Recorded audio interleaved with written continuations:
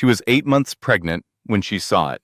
Her ring, the exact ring she had designed with her own hands 3 years ago. The ring her husband swore could never be made. It was on another woman's finger. Sloane Mercer stood at the jewelry counter, wearing the diamond that should have belonged to Margot, smiling, confident, like she had already won. And maybe she had, because what Margot discovered next would shatter everything she believed about her marriage. The affair did not start 6 months ago. It started before her husband ever said hello to her, before their first date, before their wedding vows. She was never the love story. She was the business deal. But Sloane made one fatal mistake. She forgot who Margot's family was. The Prescotts did not make scenes. They did not scream or cry or beg. They simply arrived. They simply existed. And when they walked into that gala, 400 witnesses watched as the mistress's perfect plan crumbled to dust. Tonight, you will hear the full story. Every lie, every betrayal, every moment of heartbreak, and the powerful twist that no one saw coming. This is the story of a woman who lost everything and found herself, lesson and value. This is more than entertainment. This is a reminder that your worth is never defined by someone who failed to see it, that silence is not weakness, that walking away is not losing, and that sometimes the people who try to break you accidentally show you exactly how strong you have always been. If you have ever felt invisible in your own relationship, if you have ever wondered whether you were crazy for trusting your instincts, if you have ever needed proof that starting over is possible at any age, this story is for you. Meaning of the story.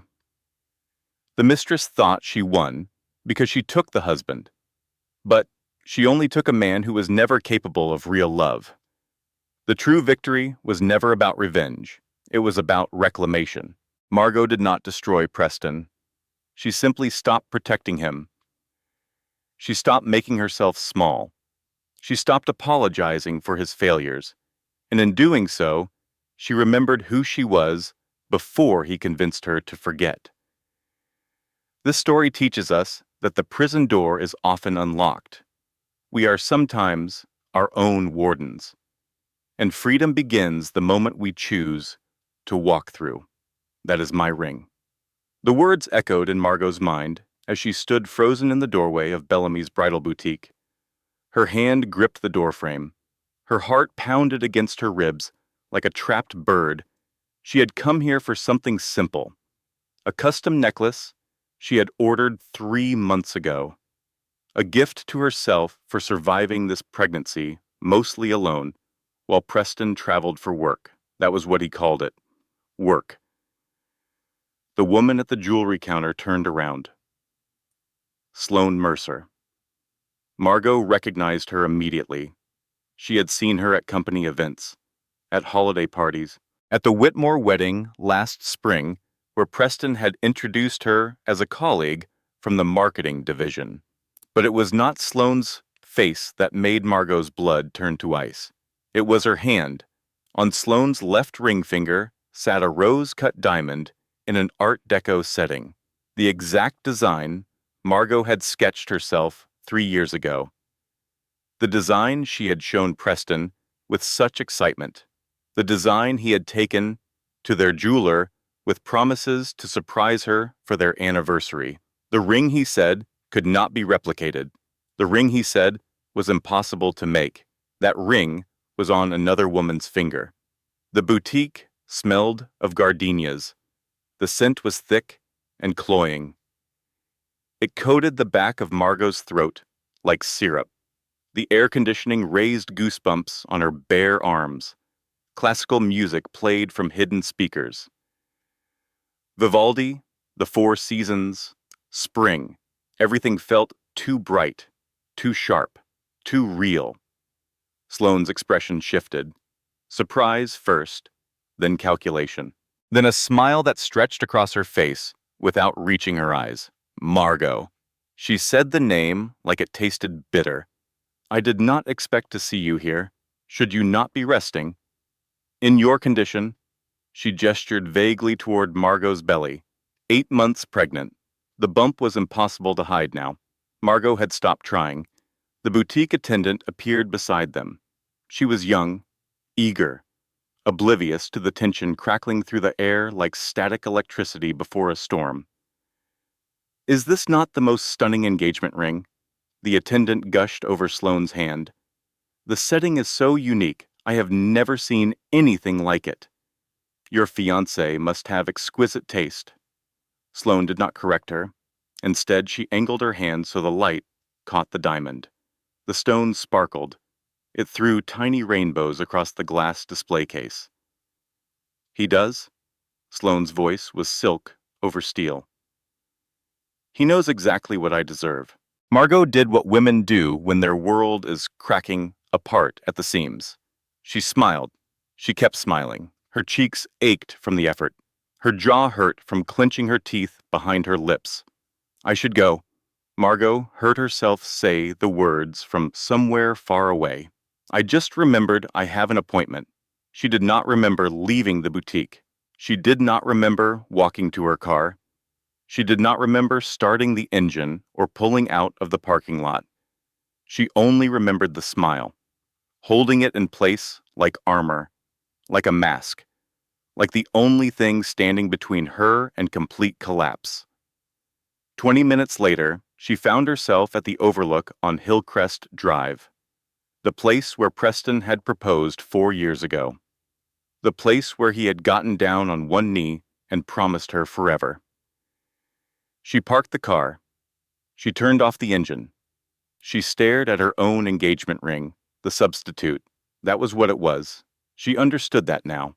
Preston had given her this ring because the real one was already on someone else's finger.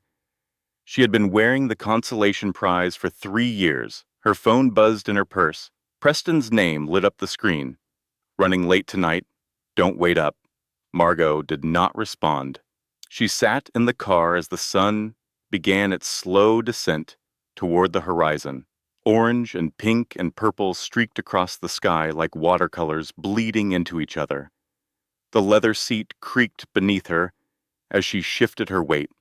Her daughter kicked against her palm. Once, twice, 3 times. The baby was restless.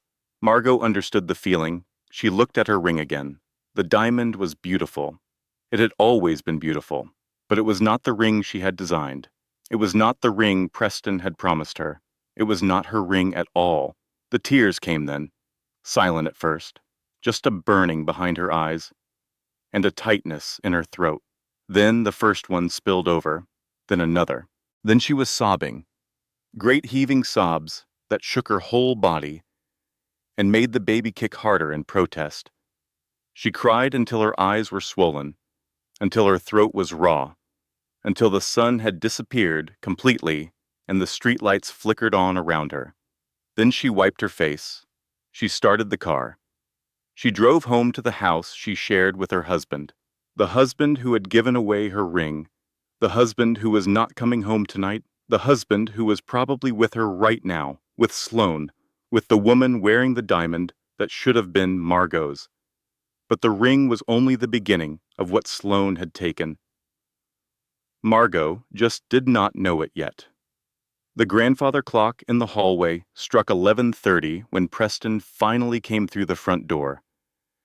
Margot was sitting in the living room. She had not turned on the lights. She had not taken off her coat. She had been sitting in the dark for 3 hours, waiting. The click of Preston's shoes on the hardwood floor, the rustle of his jacket as he hung it in the closet, the clink of his keys in the ceramic bowl by the door. Familiar sounds, domestic sounds, sounds that had once made her feel safe. Now they made her stomach turn. Preston walked into the living room and stopped short. His silhouette was backlit by the hallway light. She could not see his face clearly, but she could hear the surprise in his voice. Margot. He said her name carefully. Why are you sitting in the dark? She did not answer immediately. She let the silence stretch between them like a rubber band pulled too tight. I saw Sloane today. Her voice was calm, steady. She was proud of that. At Bellamy's boutique, Preston was quiet for a moment, then he reached for the lamp on the side table. Light flooded the room. Margot blinked against the sudden brightness. Preston's face was carefully blank. That expression she had seen so many times before. The one that gave nothing away. Oh. He loosened his tie. I did not know she shopped there. She was wearing a ring. Margot pressed on. An engagement ring. My engagement ring. The one I designed. The one you said could not be made. Preston sighed. It was the kind of sigh that a parent might give a child who had said something foolish, patient, condescending. Margot. He walked toward her. His footsteps were slow, measured. You are 8 months pregnant. Your hormones are doing all sorts of things to your perception right now. You probably saw a ring that looked similar, and your mind filled in the rest. It was not similar. Margot's voice stayed steady. It was identical. The rose cut, the Art Deco setting, the mill-grain details, every single element I designed. Preston sat down on the arm of the couch, not next to her, above her, looking down. Sweetheart. His voice dripped with false concern. I think you are exhausted. You have not been sleeping well. The pregnancy is hard on your body. Maybe you saw something that was not there. I know what I saw. Do you? He tilted his head. Because what you are describing sounds impossible. You designed that ring. I took it to the jeweler. He said it could not be made with the specifications you wanted. So I got you something else, something beautiful, something you have worn every day for 3 years. His hand reached for hers. His fingers were warm as they closed around her wrist. Sloane is a colleague, nothing more. Maybe she has similar taste in jewelry. Maybe it is a coincidence, but accusing me of what? Giving away your ring design, having an affair. He shook his head slowly. Do you hear how that sounds? Margot wanted to believe him. That was the worst part. Some desperate corner of her heart wanted to accept his explanation, wanted to chalk it up to pregnancy brain and exhaustion and paranoia. Because the alternative was too painful to consider. Maybe you are right. The words tasted like ash in her mouth. Maybe I am just tired. Preston smiled. There it is. He kissed her forehead. His lips were cool against her skin. Get some sleep. Things will look different in the morning. He helped her up from the couch. He walked her to the bedroom. He tucked her into bed like she was a child. Then he went back downstairs. To make a phone call, he said. Work stuff. Margot lay in the darkness and listened to the muffled sound of his voice through the floor. She could not hear the words, just the rhythm, the rising and falling, the occasional laugh. She thought about the ring. She thought about Sloane's smile. She thought about all the business trips and late nights and missed dinners. Am I crazy? The question circled in her mind like a vulture over carrion. Maybe I am imagining things. Maybe pregnancy really has affected my perception. Maybe I am turning into one of those jealous wives who sees threats everywhere. But even as she tried to convince herself, she felt the truth settling into her bones like cold. She was not crazy.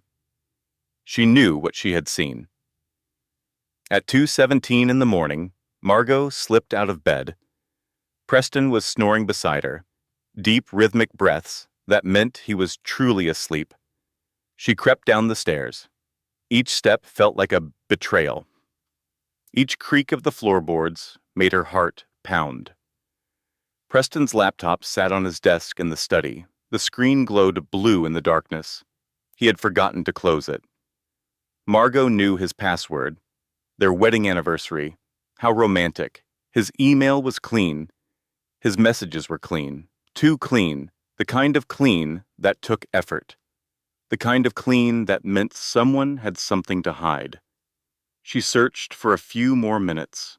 looking through folders, checking deleted items, finding nothing. Then she noticed the second browser tab, a different email account, one she had never seen before, linked to a phone number she did not recognize. Her hands trembled as she clicked on it. The inbox loaded. Hundreds of emails, thousands of emails, all between Preston and Sloane. Margot scrolled to the beginning, to the very first message.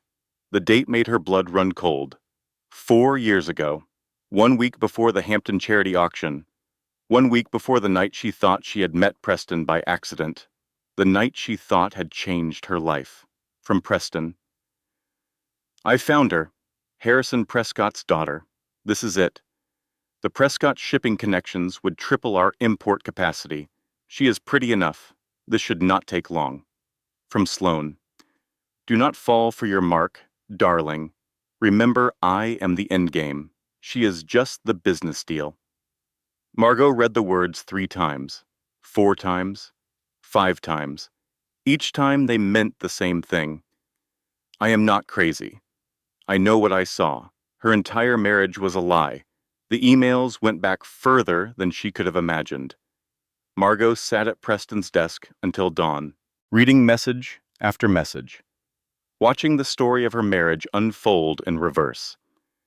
The screen cast blue light across her face. The chair creaked beneath her weight. Her back ached from hunching forward.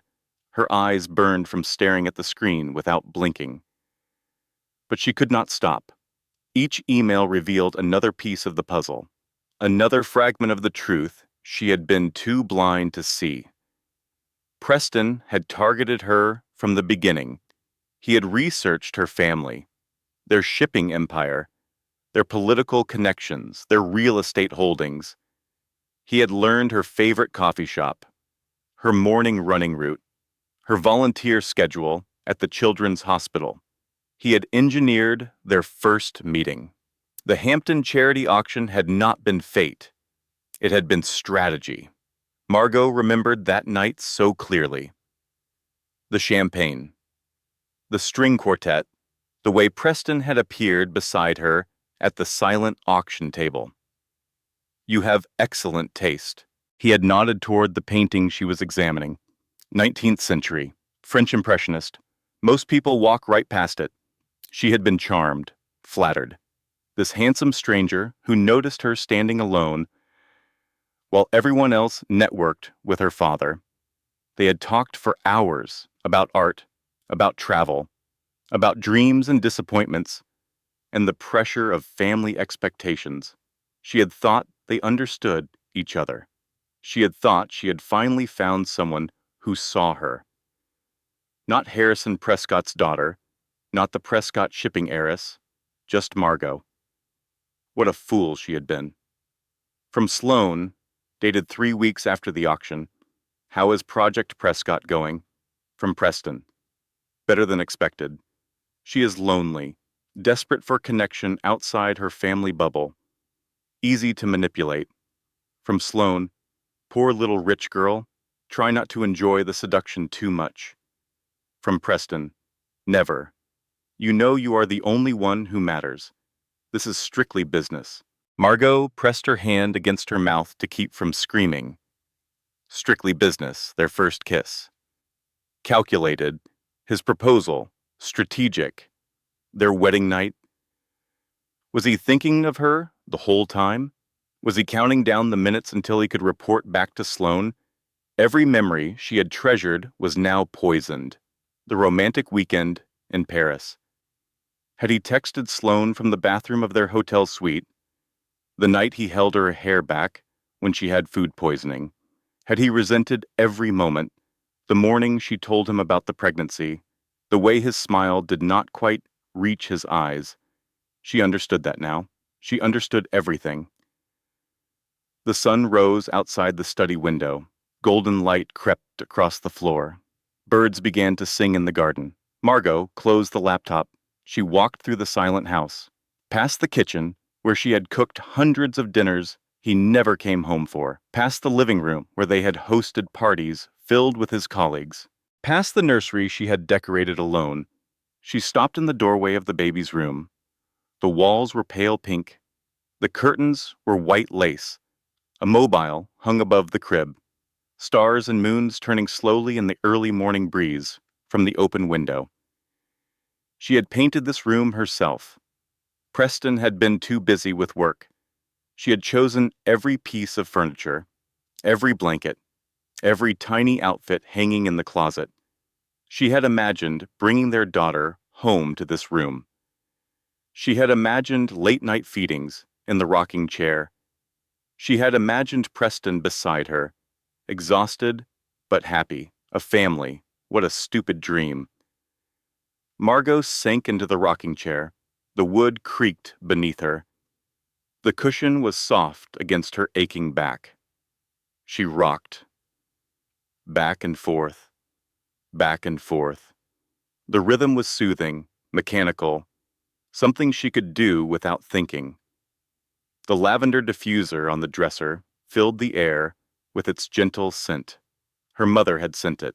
Along with the cashmere blanket draped over the crib, along with the handwritten note that Margot had not responded to, because Preston had convinced her that her family was overbearing, that they did not respect their marriage, that she needed to set boundaries. He had isolated her, cut her off from everyone who might have seen through him, and she had let him. Margot sat in the rocking chair until the sun was fully up, until she heard Preston moving around in the bedroom, until the shower started running and she knew she had a few more minutes alone with her thoughts. Her hand rested on her belly. The baby kicked. "I am so sorry." Margot whispered the words to her daughter. "I brought you into this mess. I trusted the wrong person. I believed his lies." Another kick. Stronger this time, but I am going to fix it. I promise you that, whatever it takes. She did not know how yet. She did not have a plan. All she had was the truth, and the burning need for answers. Her phone buzzed on the side table. She had left it there last night when she fell asleep, before she discovered everything. Cammie's name lit up the screen. "Need to talk. Urgent. Call me when Preston leaves." Margot stared at the message. Cammie had seen her at the boutique. Cammie had seen Sloane. Cammie had seen the ring. Whatever Cammie had to say would change everything. Preston left for work at 8:15. Margot watched from the bedroom window as his car pulled out of the driveway. She waited until the taillights disappeared around the corner. Then she picked up her phone. Cammie answered on the first ring. Thank God, her voice was tight with worry. "I have been going out of my mind since yesterday. Margot, are you okay? What happened at the boutique? I saw you leave and I wanted to follow, but I did not know if you wanted space or—" "I know." Margot cut her off. "I know everything." Silence on the other end of the line, then a long exhale. "How much is everything?" "The affair." Margot's voice was flat, emotionless. She had cried herself dry in the nursery. Now there was nothing left but cold, hard facts. It started before we met. Before he proposed, before any of it. Our entire marriage was a business transaction. He targeted me for my family's connections. "Oh, honey." Cammie's voice broke. "I suspected something was wrong. For months, I have been watching him at events, the way he looks at her, the way they stand too close, but I did not know how to tell you. I did not want to be wrong. You were not wrong. What are you going to do?" Margot had been thinking about that all morning, weighing her options, running through scenarios. I need proof, something concrete, something he cannot explain away or gaslight me into doubting. "I know someone," Cammie said slowly, "a private investigator. She helped my cousin during her divorce. She is discreet, professional, and she does not take any crap from cheating husbands. Give me her number." 48 hours later, Margot sat in her kitchen with a folder in her hands. Ruth Chen was a small woman with kind eyes and a no-nonsense demeanor. She had gray streaks in her dark hair and a handshake that could crush walnuts. She had taken Margot's case without judgment, without pity, just quiet determination. "I have to warn you," Ruth said, as she handed over the folder. "This is not easy reading. Most of what I found goes back years. He has been very careful, very methodical, I understand. But there is something else." Ruth's expression shifted. "Something you need to see before you open that folder. Something that changes the nature of this situation." "What do you mean?" Ruth pulled out a separate envelope. "This is not just an affair. This is financial fraud. He has been using your marriage to facilitate deals that cut your family out of profits they were entitled to. He has been transferring assets, creating shell companies, preparing for a divorce that he planned to initiate after securing his position." Margot's hands trembled as she opened the main folder. Hotel receipts. Dozens of them. The same hotels where Preston claimed to be at work, conferences, dates going back 3 years. Photographs. Preston and Sloane at restaurants in cities where he said he was meeting clients, walking hand in hand through airports, kissing in the back of a taxi. A lease agreement, an apartment downtown, both their names on the paperwork, credit card statements, jewelry, designer clothes, a car, all purchased for Sloane, all paid for with money that should have been Margot's. And at the very bottom of the folder, a draft press release. Preston Ashford and Sloane Mercer are pleased to announce their engagement. The date on the document was 2 weeks from now, right after the Ashford Foundation Gala. He is planning to leave me. Margot heard her own voice as if from very far away. He is going to announce their engagement while I am still wearing his ring, while I am still carrying his child. It gets worse, Ruth said quietly. Look at the financial documents. Margot flipped to the next section. Transfer records, account statements, corporate filings. Several transactions referenced Prescott Maritime Holdings, her family's company. Deals that Preston had facilitated using his marriage to her, profits that he had siphoned into his own accounts while pretending to act on behalf of the Prescott family interests. He did not just betray me. Margot's voice was barely a whisper. He tried to rob my family. The folder contained more than evidence of an affair. It contained evidence of a crime. Margot closed the folder. She placed it on the kitchen table. She looked at Ruth with eyes that felt too dry, too tired, too old for her 31 years. What do I do now? Ruth reached across the table and squeezed her hand. Now you decide what kind of ending you want. You have the evidence, you have the truth. The question is what you want to do with it. Margot thought about Preston, about Sloane, about the gala in 2 weeks, about the press release that would destroy what was left of her dignity. She thought about her family, the family she had pushed away, the family that Preston had convinced her did not have her best interests at heart. I need to make a phone call. Margot stood up from the table. It is time I talked to my mother. That night after Preston had fallen asleep, Margot sat in the closet with the door closed. The overhead light was too bright. The hangers pressed against her back. Designer dresses she had bought to impress his colleagues hung around her like ghosts. She organized everything by color, then by season, then by sleeve length.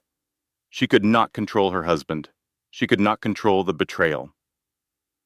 But she could control this. She could make this one thing make sense. At 2:37 in the morning, she finally stopped. I deserved better than this. My family deserved better than this. The words felt true, solid, something she could hold on to in the chaos. She crawled into bed next to her husband, the man who had never loved her, the man who had used her as a stepping stone. Tomorrow she would call her mother. Tomorrow everything would change. Margot had not spoken to her parents in 3 months, not because of a fight, not because of any single dramatic moment, just a slow drift that Preston had engineered with surgical precision. It started small, a comment here and there about how her family was too involved in their marriage, how her mother called too often, how her father always seemed to have opinions about Preston's business decisions.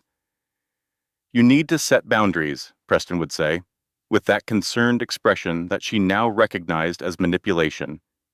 "They do not respect that you are your own person now. They do not respect us." So Margot had pulled back, skipped holiday dinners, cut phone calls short, canceled weekend visits. She told herself she was building an independent life, creating space for her marriage to grow. She did not realize she was building a prison. The phone felt heavy in her hand as she dialed her mother's number. 3 months of silence, 3 months of unanswered texts, and missed birthdays, and hollow excuses. Victoria Prescott answered on the first ring. Margot. Her mother's voice caught on the single word, "Sweetheart." "It has been so long." The tears came before Margot could stop them. Great heaving sobs that bent her double on the couch. "Mama." The childhood name slipped out. "I need help. I did not know who else to call. I know I have been absent. I know I have been terrible about staying in touch. I know—" "Hush now." Victoria's voice was steel wrapped in silk, the same voice that had soothed childhood nightmares and teenage heartbreaks. "Tell me everything. And when you are done, we are going to fix this together," Margot told her. About the ring, about the emails, about the affair that started before her marriage began, about the financial fraud, about the press release scheduled for 2 weeks from now. She talked until her throat was raw, until her eyes were swollen, until there was nothing left to say. Victoria was silent for a long moment when she finished. Then she spoke. Her voice was calm, controlled, the voice of a woman who had navigated 4 decades of high society politics and corporate warfare. "Your father and I will be there tomorrow. Beckett is already booking flights. Do not let Preston know that anything has changed. We need time to prepare." Prepare for what? Victoria Prescott had raised 3 children. She had stood beside her husband through hostile takeovers and market crashes and family scandals that never made it to the papers. She knew how to wage war without ever raising her voice. "The Ashford Foundation Gala is in 12 days. She said the words like pieces on a chessboard. "I think it is time the Prescott family made an appearance." 3 days later, Margot sat in the study of her childhood home. The room smelled of leather and old books and her father's cologne, the same scent she remembered from childhood. When she would sneak in here to read while her parents hosted dinner parties. Harrison Prescott sat across from her in his leather chair. His silver hair was perfectly combed. His suit was impeccable. His expression was impossible to read. Her mother sat beside her on the settee, her hand held Margot's tightly. Her emerald eyes were bright with unshed tears. Beckett stood by the window. Her older brother had flown in from London, where he ran the European division of the family law firm. His jaw was tight, his hands were clasped behind his back. He had not stopped pacing since Margot finished explaining. "Let me make sure I understand." Harrison's voice was quiet, measured, the voice of a man who did not need to raise it to command attention. "This man targeted my daughter to access my company. He used my family name to facilitate deals that enriched him while cutting us out. He humiliated my daughter throughout their marriage, and now he plans to abandon my daughter and my grandchild to run off with his mistress." "Yes," Margot whispered, "all of it." Harrison was silent for a long moment. The grandfather clock in the corner ticked steadily. A car passed on the street outside. Somewhere in the house, a door closed. When Harrison spoke again, his voice had not changed, but something in his eyes had gone cold, like a switch being flipped. "The Ashford Foundation Gala is in 9 days," he He stood up from his chair. I think it is time we reminded society who the Prescotts are. What are you planning? Margot asked. Harrison looked at his wife. Something passed between them. Decades of partnership, of understanding, of shared strategy. We are not planning anything dramatic, Victoria said. The Prescotts do not make scenes. We simply arrive. We simply exist. The rest takes care of itself, and the financial evidence. Beckett spoke for the first time. The fraud Preston committed. Already being compiled, Harrison replied, discreetly. Our forensic accountants are documenting everything. When the time is right, the Ashford Foundation Board will receive a very detailed report about their golden boy. Margot looked at her family. The family Preston had convinced her did not have her best interests at heart. The family she had pushed away for 3 years. They had dropped everything to come to her. They had not said, "I told you so." They had not criticized her choices. They had simply circled around her like a wall. I am sorry. Her voice cracked. I pushed you all away. I believed his lies. You have nothing to apologize for. Victoria cut her off. He manipulated you. He isolated you. That is what predators do. They separate you from the people who love you because those people might see the truth. What if this does not work? Margot asked. What if he still wins? Beckett finally stopped pacing. He walked over to his sister and knelt down in front of her. He has already lost, Beckett said. He just does not know it yet.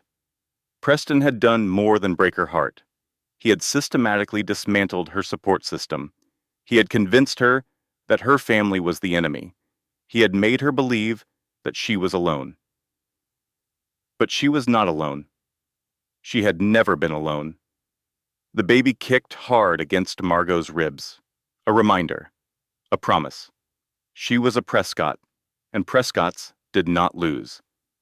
The next 9 days passed in a blur of preparation. Margot moved back into her childhood home. She told Preston she needed to rest, that the pregnancy was taking a toll, that her doctor recommended she stay somewhere with more support. He did not argue.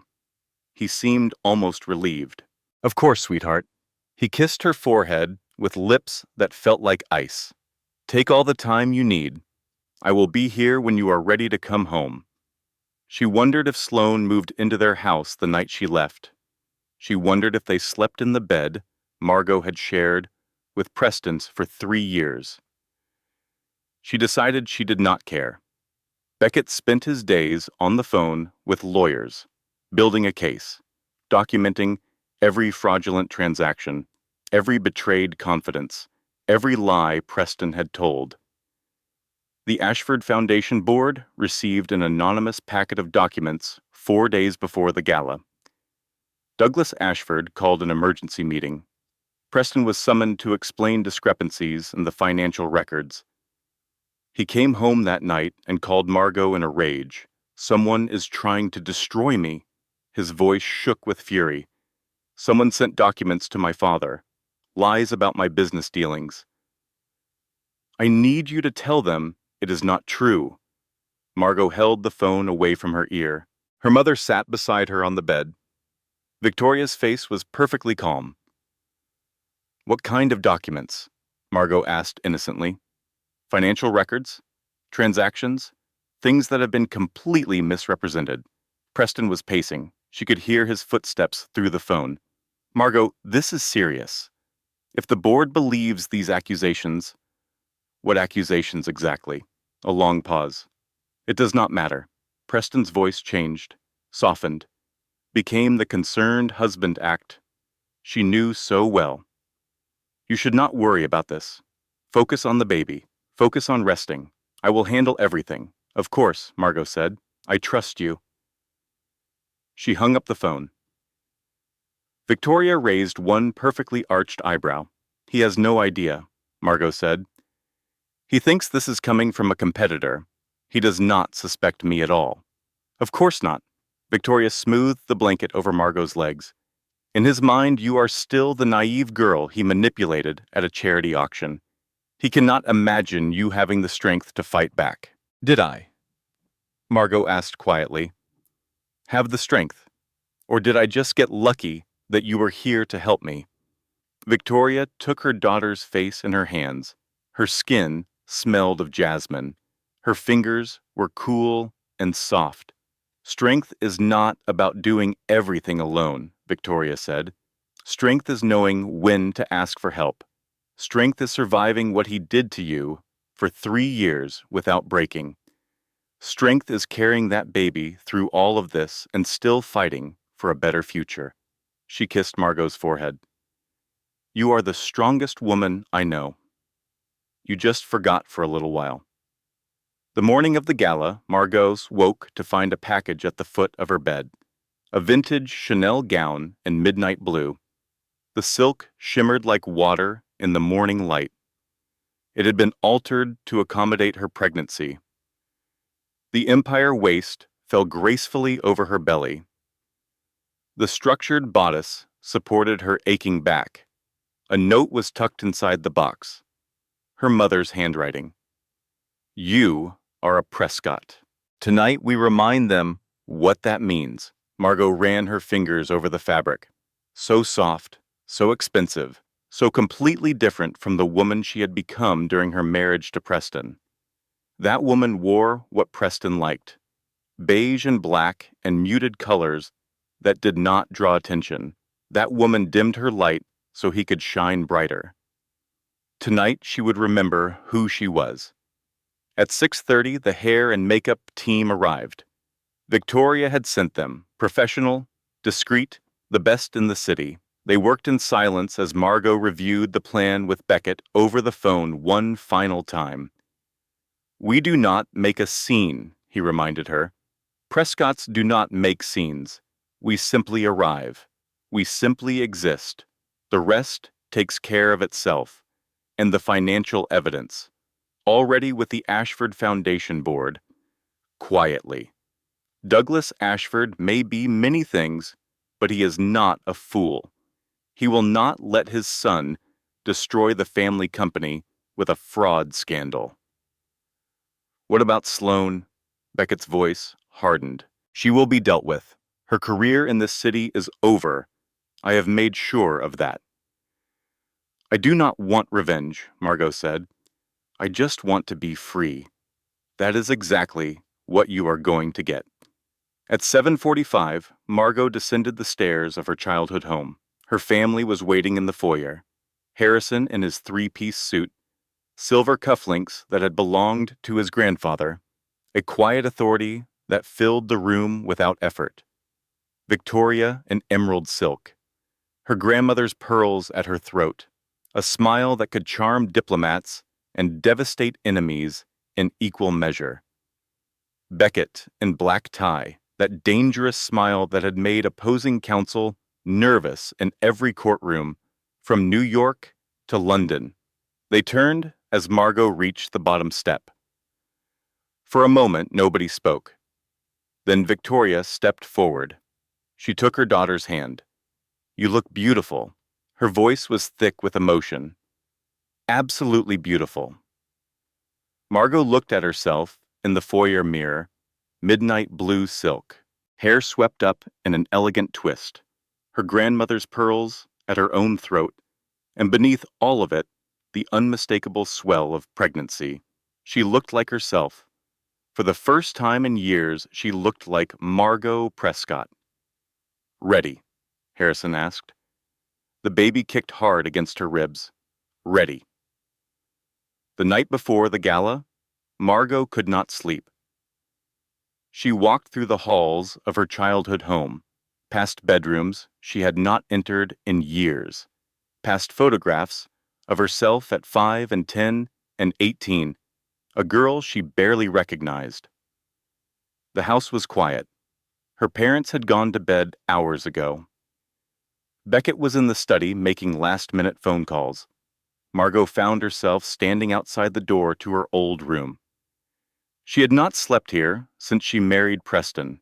Since she left this house, believing she was starting a wonderful new life, what a joke. She pushed open the door. The room was exactly as she had left it. Pale blue walls, white curtains, books stacked on every surface, posters from concerts she had attended in college. A different person had lived here, a person with hopes and dreams and no idea that the man she would marry would turn out to be a monster. Margot sat on the edge of the bed. The mattress creaked beneath her weight. The sheets smelled faintly of lavender. Her mother must have kept them fresh. Just in case, the clock on the nightstand read 3:17. In 18 hours, she would walk into the Ashford Foundation Gala. In 18 hours, she would face Preston and Sloane in front of 400 people. In 18 hours, her entire life would change. What if it does not work? The thought crept in like poison. What if they are right? What if I am crazy? What if I have blown everything out of proportion? She thought about Preston's voice on the phone. So certain. So confused by the accusations against him. What if I misread the emails? What if there is an explanation? What if I am destroying my marriage over nothing? The doubts circled like vultures. What if I just disappear? Take the baby somewhere he cannot find us. Start over. Let him have Sloane. Let him have everything. Just stop fighting. Margot pressed her palms against her eyes. Her breathing was ragged. Her heart was pounding. The pregnancy hormones, the stress, the fear, it was all too much. She reached for her phone, opened the browser, started to type. How to know if your husband is gaslighting you. She stared at the words, deleted them. Signs of a narcissist. Deleted. Am I the problem in my marriage? Her thumb hovered over the search button. She did not press it. Instead, she sat in the darkness. Alone. 8 months pregnant. Terrified. The hardest part is admitting I knew all along. She knew what Preston was. She had known for years. Maybe not the details, but the emptiness, the coldness, the way he looked through her instead of at her. She had just been too afraid to admit it. Her phone buzzed. A text message from Beckett. Cannot sleep either. Margot typed back. How did you know? Because I am sitting outside your door. Thought you might need company. She crossed the room and opened the door. Her brother was leaning against the wall. He had 2 cups of tea in his hands. Chamomile. He held one out to her. Mom's recipe. Extra honey, because I know you like it too sweet. Margot took the cup. The warmth seeped into her cold fingers. They walked together to the sitting room at the end of the hall. Settled into the old armchairs that had been there since they were children. For a while they just sat, drinking tea, watching the moon through the window. Are you scared? Beckett finally asked. Terrified. He nodded slowly. That makes sense. What you are doing tomorrow takes courage. It is okay to be afraid. What if I cannot do it? Margot's voice was barely a whisper. What if I see him and I freeze? What if I fall apart in front of everyone? Beckett set down his tea.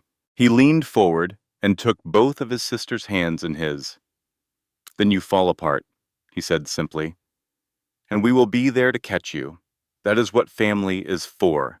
I pushed you away for so long. You are surviving. There is no shame in that. He squeezed her hands. But you are not alone anymore. Whatever happens tomorrow, you are not alone. You never were. The tears came then, quiet this time, gentle. Beckett did not try to stop them. He just held her hands and let her cry. When the tears finally stopped, the sky outside the window had begun to lighten. Pink and gold creeping over the horizon. A new day. Thank you, Margot said, for being here, for not giving up on me. Never. Beckett smiled. His eyes were tired but warm. Besides, someone has to teach my niece how to argue properly. Cannot leave that to the amateurs. Margot laughed. It came out rusty and strange, but it was real. The darkness before dawn felt like it would last forever. But she was not as alone as she believed. The Ashford Foundation Gala was the social event of the season. 400 guests filled the grand ballroom of the Metropolitan Hotel. Crystal chandeliers cast rainbow light across the marble floors. A string quartet played Vivaldi in the corner. Champagne flowed from towers of etched glass. Preston stood near the entrance. He wore a custom tuxedo, black, perfectly fitted. His hair was slicked back. His smile was bright and false. Sloane stood beside him. Her red dress clung to every curve. Her lips were painted to match. The ring on her finger caught the light with every gesture. They were not touching. Not yet. But their body language screamed intention. Tonight was their night. Tonight, everything would change. The press release was scheduled for 9 o'clock, 1 hour away. Margot watched them through the window of the limousine. Her family surrounded her. Harrison to her left, Victoria to her right, Beckett across from her. "Are you ready?" Victoria asked. Margot took a deep breath. The silk of her gown rustled against her legs. Her grandmother's pearls were cool against her throat. Her daughter kicked once, twice, 3 times. Ready. The driver opened the door. Harrison stepped out first. Then Victoria. Then Beckett offered his hand to help Margot from the car. The flashbulbs started immediately. Photographers lined the red carpet. Society reporters clutched their phones. Everyone wanted to know why the Prescott family had arrived at an Ashford event. They had not attended in 5 years. Not since Margot's wedding, not since the alliance between the families had been sealed with vows and rings and champagne toasts. Tonight they had returned. The murmur started at the entrance and rippled through the ballroom like a stone dropped in still water. "Did you see who just arrived? Is that Harrison Prescott? And Victoria? And their son? Why are they here by—" The crowd parted as they walked through the door. Harrison and Victoria moved first, side by side. Their presence was a statement. They did not need to speak. They did not need to explain. They simply existed, and the room rearranged itself around them.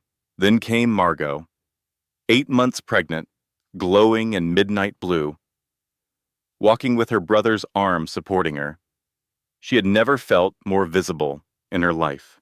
The chandelier light caught the silk of her gown. Her pearls gleamed against her skin. Her chin was lifted. Her spine was straight. Her mother's voice echoed in her head. "You are a Prescott. Tonight we remind them what that means." Preston saw her from across the room, the champagne glass in his hand tilted, just slightly, just enough for a drop to spill onto his polished shoe. His face cycled through emotions too fast to track. Surprise, confusion, fear, and Sloane. Sloane's face went white, then red, then carefully blank. The grand reveal she had been planning. The engagement announcement that would cement her victory. It all suddenly felt very complicated, because 400 witnesses now knew exactly who Margot was. They knew exactly whose family had built half this city. They knew exactly what it meant that the Prescotts had come tonight. Preston recovered first. He always did. He crossed the room toward them. His stride was confident. His smile was firmly in place. "Margot," his voice was warm, concerned, the perfect husband greeting his pregnant wife. "I did not expect your family to attend. This is a pleasant surprise, is it?" Margot kept her voice pleasant. "Light. You know how Daddy feels about charity events. He would not miss it. Harrison." Preston extended his hand to Margot's father. "Good to see you, sir. It has been too long." Harrison shook his hand briefly. His grip was firm. His expression revealed nothing. "Preston," the single word carried years of judgment. "We should talk soon. About some financial matters that have come to my attention." Preston's smile flickered. Just for a moment, just long enough for Margot to see the fear beneath. Of course, he said. Anytime. My door is always open to family. Behind him, Sloane hovered, uncertain. Her grand entrance had been overshadowed. Her moment of triumph had been stolen. She tried to approach, tried to insert herself into the conversation. Mr. Ashford, she began. But Douglas Ashford had appeared at his son's elbow. His face was granite. His eyes were cold. Preston, Douglas said quietly. A word now. Preston's mask slipped. Just for a second. Then he recovered. Of course, father. If you will excuse me. He walked away with Douglas, their heads bent together, their voices too low to hear. Sloane stood alone in her red dress. The ring on her finger suddenly seemed very heavy. Margot watched her for a moment. This woman who had helped destroy her marriage. This woman who thought she had won. She felt nothing. No rage, no satisfaction, no triumph, just emptiness. And beneath the emptiness, something else. Something quiet. Something that felt almost like peace. Tonight was not about revenge. It was about reclamation. The Prescotts never made scenes. They simply changed the rules. And the rules had just changed. Douglas Ashford led his son to the terrace, away from the crowd, away from the cameras, away from the witnesses, but not far enough that Margot could not see them through the glass doors. Preston's body language shifted as they talked. His shoulders hunched. His hands gestured wildly. He was explaining, defending, losing. Douglas stood perfectly still. His face was stone. His arms were crossed. When Preston finally stopped talking, Douglas said something brief. Then he walked away, back into the ballroom, without looking back. Preston stayed on the terrace, alone, his reflection ghostly in the dark glass. Harrison Prescott approached Douglas near the bar. They shook hands. Their conversation was quiet, brief, devastating. Whatever was said made Douglas's jaw tighten, made his eyes close for just a moment, made him nod once in acknowledgement. The empire Preston built on lies collapsed in minutes. Margot felt a hand on her arm. Cammy had appeared beside her. "How are you holding up?" Cammy asked. Margot considered the question. Really considered it. "Better than I expected," she admitted. "I thought I would feel something. Satisfaction. Victory. But I just feel tired." "That makes sense." Cammy squeezed her arm. "You have been carrying this weight for months. It takes time for the relief to settle in." Preston came back inside. His face was pale. His smile was gone. He found Margot near the champagne fountain. "What did you do?" His voice was a hiss. "What did you tell them? I did not have to tell them anything." Margot kept her voice calm. "You left a paper trail. Financial fraud. Embezzlement. Using our marriage to steal from my family's company." She paused. "Did you really think no one would notice?" Preston grabbed her arm. His fingers dug into her skin. "You are doing this to hurt me," he said. "Because of Sloane. Because you are jealous. You are destroying our family because you cannot handle that I fell in love with someone else." Margot looked at his hand on her arm. Then she looked at his face. Something had changed in her. Something fundamental. Something permanent. The woman who had sat in the dark living room 3 weeks ago. The woman who had almost believed his gaslighting. That woman was gone. "I am not destroying anything," she said. Her voice was steady, clear. "You did that. I am just not cleaning up after you anymore." She pulled her arm free, and she walked away. She actually walked away from him. For years she would have stayed, would have tried to fix it, would have apologized for his behavior, would have made herself small to make him feel big. Not tonight. The terrace doors opened onto a small balcony overlooking the city. Margot needed air, needed space, needed a moment to breathe. The night was cool, stars scattered across the dark sky like diamonds on velvet. The city lights glittered below. She was not alone for long. Judith Ashford stepped onto the balcony, Preston's mother, Margot's mother-in-law for 3 years. She braced herself for attack, for defense of Preston, for blame. Instead, Judith's eyes were wet. I knew, Judith said quietly. I suspected for years. I told myself it was not my business, that you two would work it out, that my son was not, that he would not. She took Margot's hand. I failed you, as a mother-in-law, as a woman who should have protected another woman. I am sorry. The apology came from the last person she expected. Margot stared at her. This woman who had always been cold, distant, critical. Why are you telling me this now? Because I should have said it years ago. Judith's voice cracked. Because I watched my son treat you the way his father treated me. And I told myself it was different. That you were stronger. That you could handle it.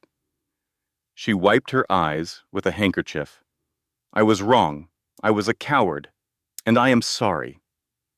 Margot did not know what to say, so she said nothing. Instead, she squeezed Judith's hand. Just once, just enough. Then she walked back into the ballroom. The gala continued around her. Champagne and laughter and glittering dresses. A world spinning on despite the earthquake that had just shattered her marriage. She found her family near the entrance. Harrison looked at her with quiet pride. Victoria wrapped an arm around her shoulders. Beckett stood guard at her side. Time to go home, Victoria said softly. Yes, Margot agreed. Time to go home. They walked out together. The Prescott family, united, unbroken. Behind them, Preston watched from across the room. His face was pale. His plans were ashes. Beside him, Sloane clutched her engagement ring. The ring that had started everything. The ring that meant nothing now. The press release never went out. The engagement was never announced. And the mistress who thought she had won discovered that she had only won a man who was never worth having. 3 weeks after the gala, the divorce papers were filed.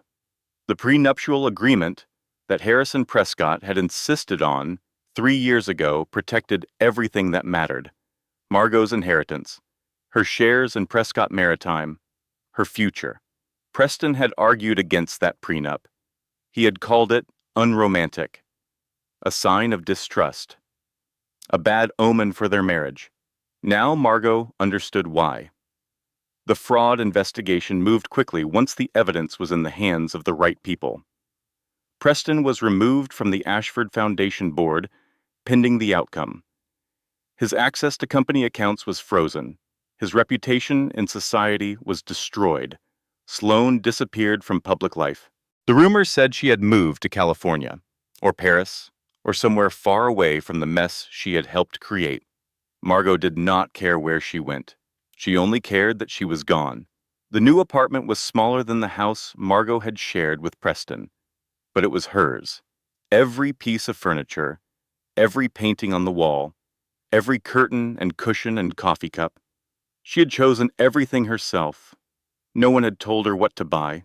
No one had criticized her taste. No one had made her feel small for wanting something beautiful. The nursery was almost finished.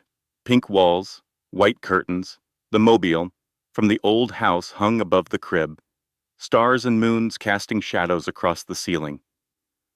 She had kept only that one thing, that one piece of the life she was leaving behind, because she had bought it for her daughter, because it meant something beyond the marriage it had belonged to. Cammie brought lunch every Thursday, homemade soup and fresh bread and gossip about people Margot no longer cared about. Beckett stopped by every Saturday with legal updates and bad jokes and toys he had bought for his future niece. Her mother called every single day, sometimes twice, making up for lost time. Her father deposited an amount of money in her account that made her eyes water. The note attached said simply, "For my granddaughter," and for my daughter who finally remembered who she is. Margot stood in front of her bathroom mirror, 37 weeks pregnant, alone, starting over.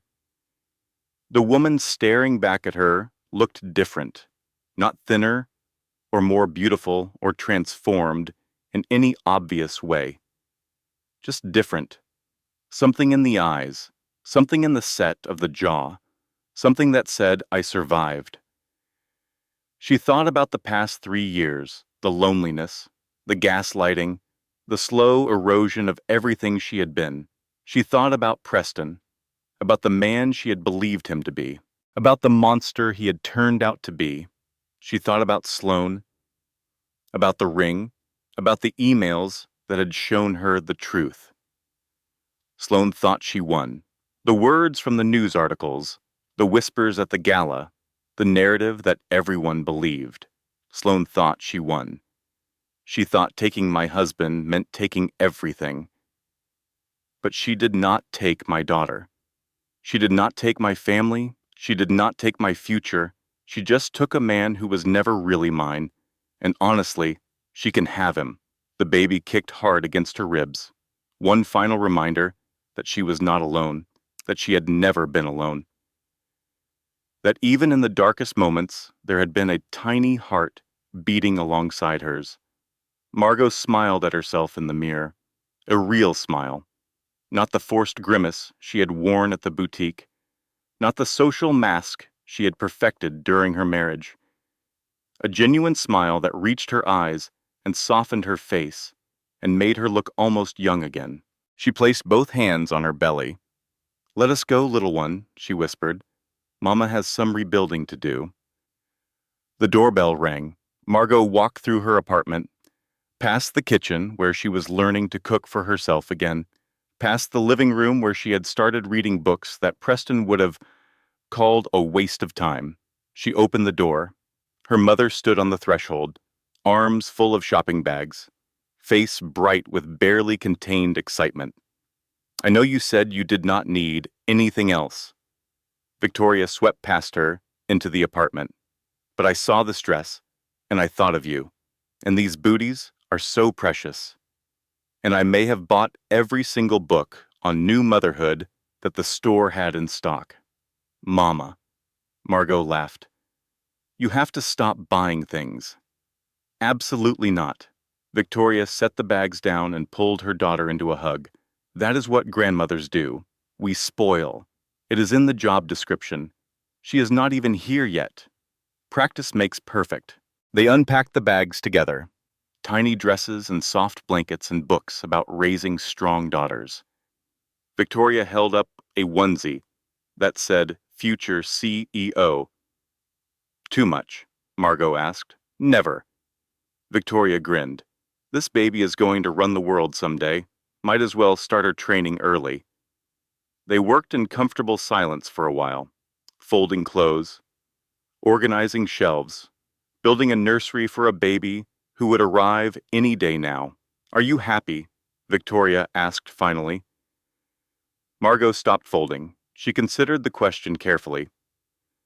"A month ago, I would have said no," she admitted.